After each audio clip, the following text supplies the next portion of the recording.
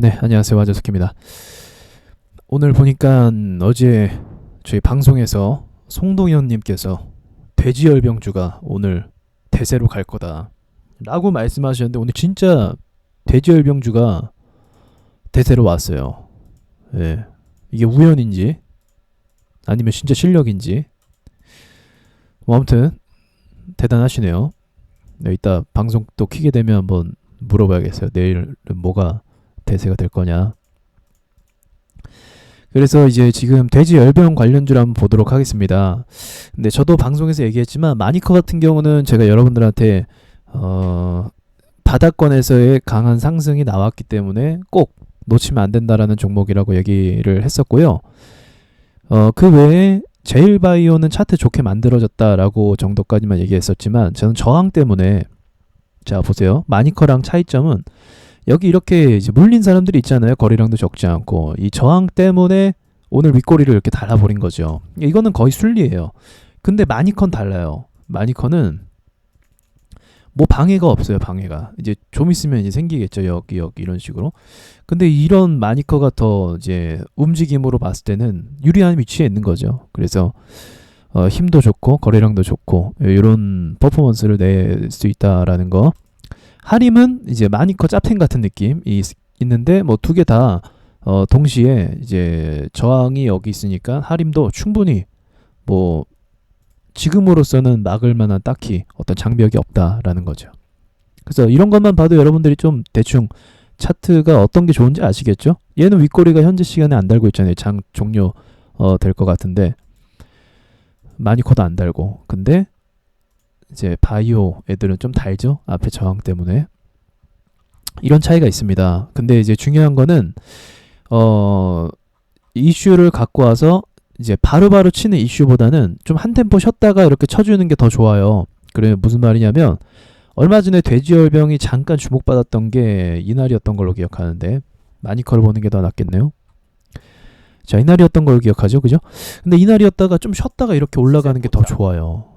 이런 흐름들이 한 템포 쉬었다가 가는 거. 바로 가면은 이제 차익 매물 이제 실현돼 갖고 매도해요, 사람들이. 그래서 바로 가는 것보다는 좀 템포 쉬면서 가는 게 좀 좋은데, 기대를 해봐도 좋을 것 같아요. 돼지열병주. 지금 다른 종목, 이거 외에 다른 종목들은 다 밀리고 있거든요. 오늘 좀 심각하다 싶을 정도의 종목은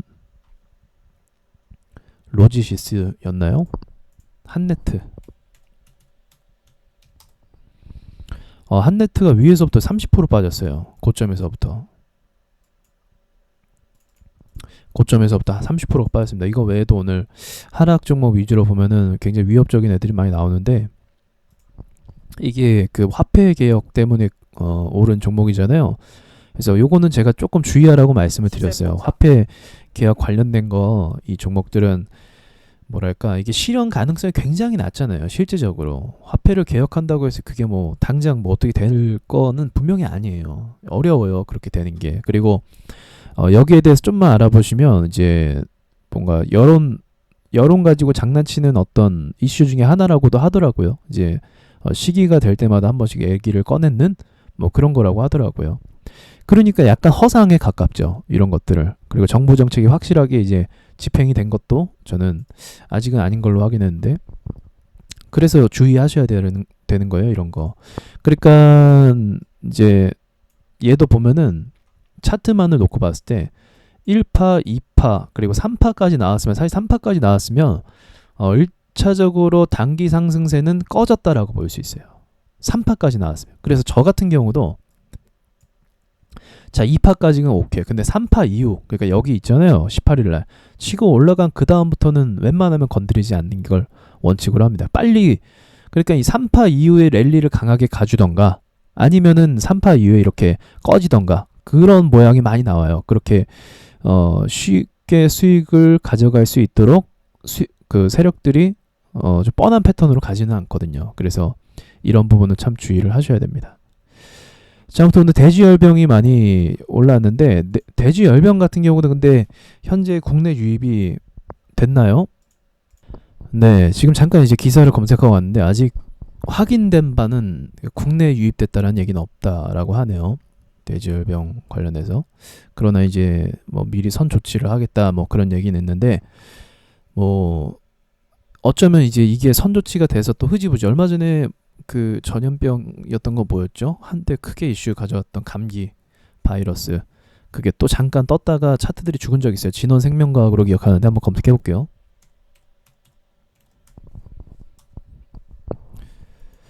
진원생명과학. 아, 그러네. 메르스. 예. 메르스 때문에 잠깐 또 진원생명과 이거 이슈 여기 딱 받았었는데, 자, 이러고 이제 끝났거든요. 그러니까 요런 것처럼 선 조치가 돼 버리면은, 전염병 같은 경우는 이제 점상 찍고 다음 날 박살난 거예요. 근데 선 조치가 되면 이렇게 그냥 끝나요. 그러니까 우리 덱스터 같은 경우도 그 인수설 때문에 이제 잠깐 떴었잖아요. 이렇게. 근데 인수설 뜨고 나서 그게 이제 사실 무근이다라고 얘기하면 이렇게 박살나는 거거든요. 그래서 이제 차트 분석을 하시되, 이제 저는 늘 말씀드리는 게 이 종목이 왜 올랐는지만 체크를 하세요. 그냥 왜 올랐는지만, 이게 왜 올랐을까 하고 한번 체크만 하세요. 그럼 이런 재료에 대한, 제가 요즘 재료에 대한 성격을 많이 얘기하는 편인데, 이런 성격들이 있기 때문에 자칫하면은 어떤 기술적 반등도 안 나오고 그냥 박살나는 경우가 있습니다. 그러니까 주의하셔야 되죠. 이게 주의하셔야 됩니다. 그래서 여러분들 참 이걸 체크하시고, 저는 일단은 강도를 봤을 때는, 제 돼지열병 강도를 봤을 때는 세력들이 꽤나 힘이 있게 치고 올리는 모습을 봤기 때문에 단번에 끝날 것 같진 않아요. 오늘 움직임을 보면 단번에 끝나서 뭐 당장 없어지고 그게 아닙니다. 그래서 당분간의 테마주, 며칠간의 테마주로 이어갈 수도 있겠다라고 생각하는 거죠. 뭐 이게 사실은 뭐랄까, 재료가 소멸될 수 있는 건 아니에요. 그냥 재료가 잊혀지는 이런 분류입니다. 이렇게 그 돼지열병 이런 건. 메르스 같은 경우는 그 조치가 확실히 됐거든요. 왜냐면 그전에는 조치를 못했지만 2차적으로 확진에 대해서는 완벽한 대응을 했어요. 정부에서. 그래서 그거는 굉장히 어떻게 보면은 선 조치를 잘했기 때문에 차트가 기대치가 없어졌던 거예요. 매뉴얼이 생겼으니까. 근데 이건 매뉴얼이 없잖아요. 그래서 어쨌든 주식은 심리와 위기감 때문에 오르는 경우인데, 그런 걸로 놓고 봤을 때는 돼지열병은 단기간에 뭐 꺼지기는 쉽지 않겠다라고 또 볼 수 있는 거죠. 그러니까 이제 이런 거라고 보시면 돼요. 얼마 전까지 돼지열병이라고 해서 전 관심이 없었어요. 그죠? 여러분도 보셨다시피 돼지열병이고 뭐고 뭐 관심 없었어요. 저는. 근데 지금에서 제가 돼지열병 왜 얘기하냐? 차트 힘 보고 얘기하는 겁니다. 그걸로 가는 거예요, 여러분. 주식은요. 주식은 이제 뭐 어떤 재료가 뭐 뜰 거야 이렇게 생각해서 그대로 안 가요. 그렇게 가는 거 아니에요. 그 재료 플러스 세력이 얼마나 돈이 많냐, 그게 중요한 거예요. 그럼 단순하게 생각하면 되죠. 재료가 세? 돈 엄청 때려박잖아요 지금 마니커에다가. 그럼 이거 누가 돈을 넣겠어요? 여러분들 아니에요. 일단은 여러분 돈으로 주가가 이렇게 움직이진 않아요.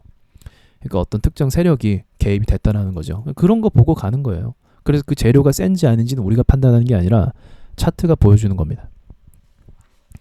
자, 그거를 기억하시고, 자, 이상 돼지열병주에 관련해서 이상 마치도록 하겠습니다.